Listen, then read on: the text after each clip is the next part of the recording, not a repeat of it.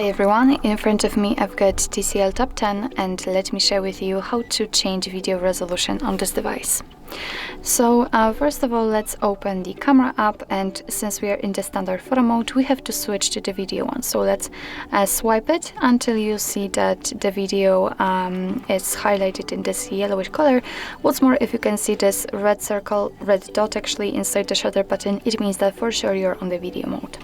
So now we can enter the settings, which are in the left corner, maybe not corner, but on the left side of our device. And as you can see, the first option, the video quality, is connected with the resolution also, so let's tap on it. And here in this model we've got only two different options. So currently we've got 1080p option applied with 16:9 ratio and 30 frames per second. So all we can do is to simply pick the 480p. So just tap on it, and as you can see, it is immediately notified right here, which simply means that from now on your device will use the chosen quality in order to record the videos. So of course it's up to you which option you'd like to use, but I highly recommend to use this option, the first option, because it is the best possible here.